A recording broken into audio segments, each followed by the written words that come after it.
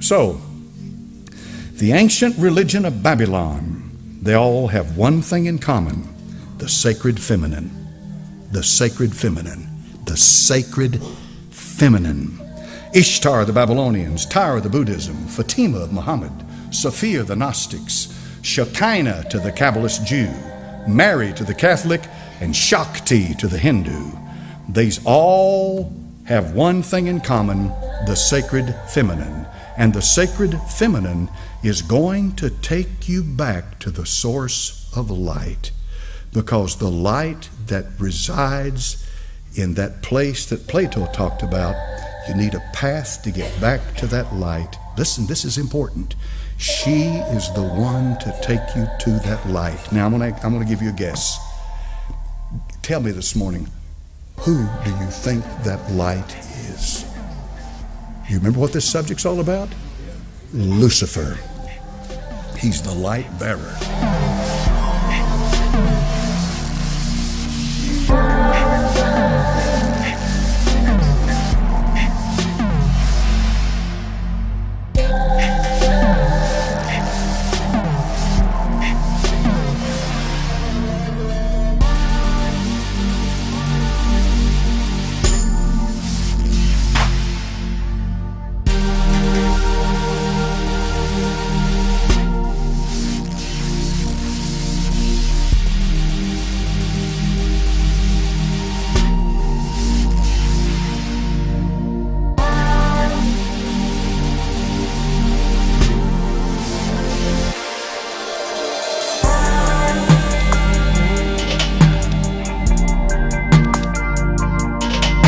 She is the one to take you to that light.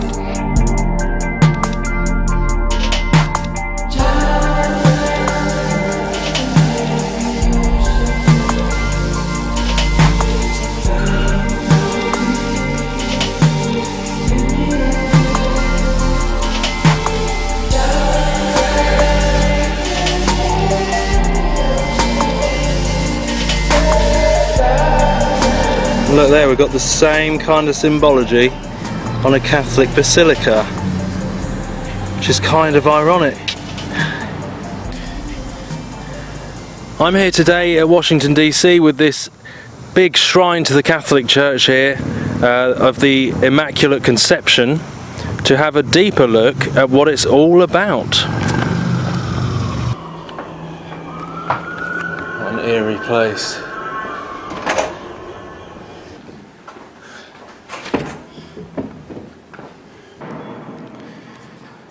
So let's go down into the belly, the underworld, where masses take place, into the heart, underneath this, the tomb of this huge temple.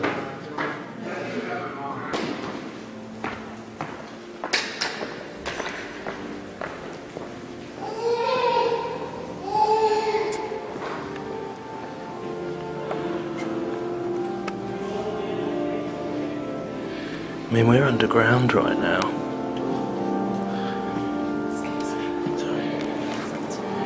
This is underground, this is in the belly, underneath the big temple.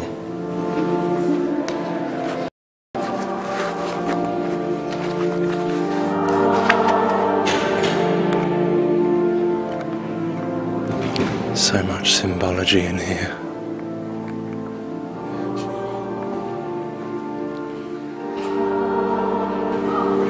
The National Shrine of Immaculate Conception. The birth pangs of the New Age, of abominations, ecumenical, one world under Rome.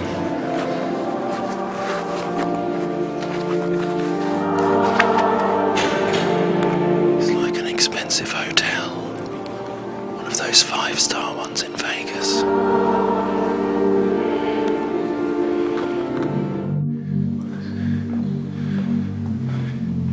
I mean, if that is not revering the Mother.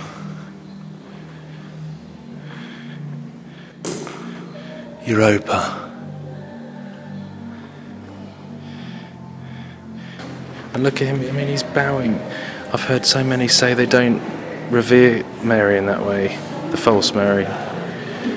But he's bowing to this Ishtar, Isis figure. Coming out of the feminine gate. The female birthing womb. I'm sure I don't really need to say too much. It's already pretty obvious what that represents. Well, and there's that hexagon again. This same symbolism, just like the Star of David. The hexagon like we saw in the other place. The hexagon with mother and child coming through. And like the reference to the black sun. So Saturn, just like the NASA have recently shown with the hexagon on Saturn and all that. And look, the heart, connection to the heart of the earth. Heart of Mary, pray for us. So often I think it's like that birthing of that Tammuz, Nimrod, Antichrist figure from the heart of the earth, which they call Gaia, like the mother goddess Gaia. So I wonder if it's a reference to that. Definitely Ishtar, Babylonian, false religion, and this is their belief system I'm speaking about here. And the references to Saturn. 6-sided shape. The Antichrist, the birth of the Antichrist. A copy of the truth, of the true Messiah, but this is the inverted, the false one. So there's always parallels and mirrors to the real truth. It's just that this goes back to Egypt, Babylon, and there's always been usurping authority, as I said, usurping authority from the real legitimate Messiah, the real legitimate truth that we can read in the New Testament. This is how they are doing it and always have done it. This is the plan all along. The fallen plan, the kingdom of darkness, our enemy, to usurp and trick and mirror and copy, to mislead people.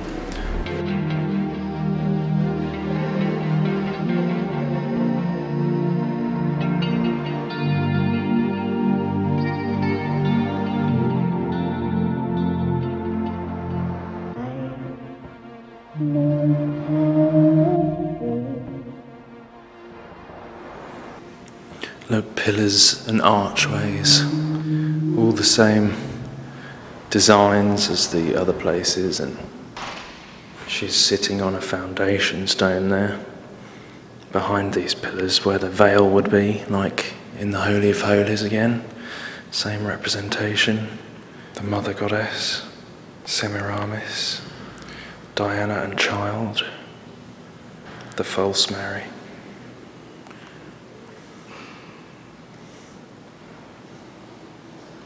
Oh my goodness. And once again, you see IXXI, which is Roman numerals for 9/11, on the cup.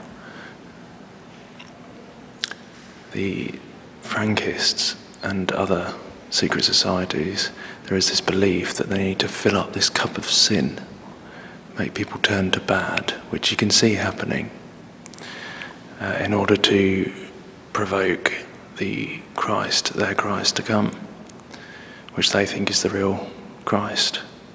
But that's their belief. They believe they need to fill up this cup of filth, this cup of abomination, as we're told about in the Bible, that will happen. The cup of abominations that will bring judgment upon the world. But they believe that they're going to get this Christ is going to come. But we know it's the Antichrist. It's Nimrod from the days of the Tower of Babel. And this cup of abominations.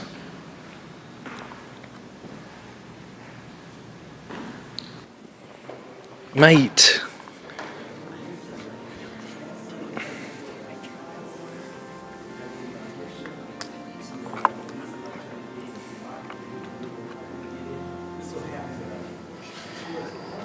You know, even I've heard Catholics say that this Pope is very different from any other. The way he's uniting religions and one world, ecumenical, new world order. You know, the Jezebel spirit usurps authority where it has none. I was thinking about this the other day. The Jezebel spirit usurps authority where it has none.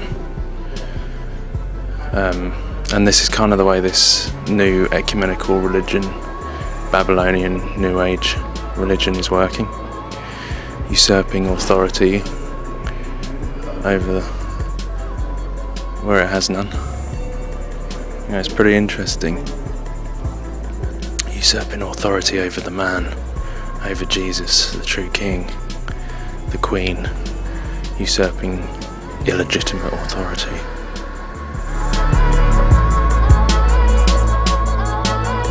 She is the one to take you to that light.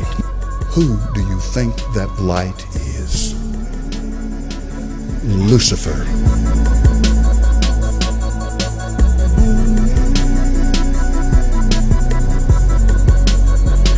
I mean, please do not tell me this is not an ornate temple of Diana, the mother goddess.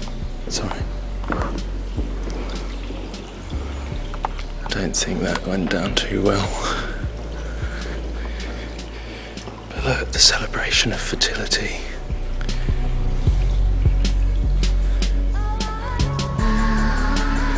The birth of Tammuz.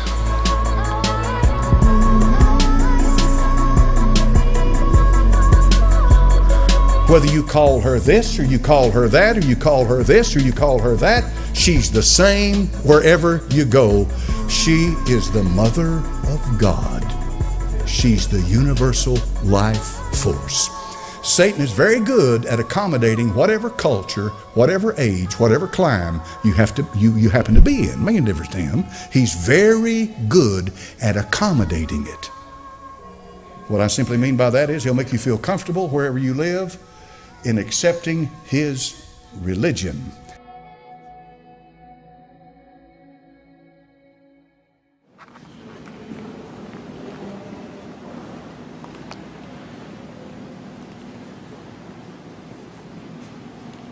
Did you say you were going to take it back? See, look, even here it's saying to receive the scroll and to break open its seals. Oh my goodness, I didn't even realise this was here. I used this picture in a video the other day. That is Apollyon the Destroyer. Mars, the Roman god of war.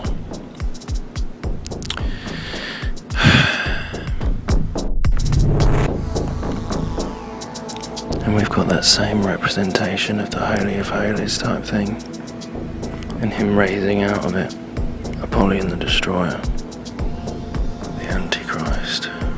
That is not Jesus. I don't think it takes much to work out that that's not Jesus.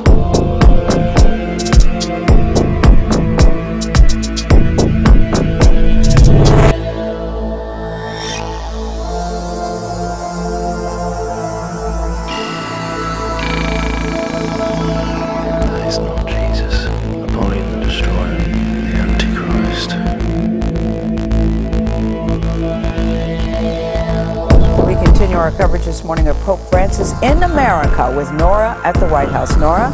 Thank you, Gail. You know, Pope Francis is also going to celebrate his first Mass in the United States, and that is at the Basilica of the National Shrine of the Immaculate Conception. Now, he is the third Pope to visit the Basilica that is on the Catholic University of America campus. And Chip Reed is there to show us what to expect this afternoon. Chip, good morning. Well, good morning. You know, around here, most people simply call it the Shrine, and it is a beautiful building. It is the largest Roman Catholic church in America. In fact, they're expecting about 25,000 people here this afternoon to see and hear the Pope celebrate Mass.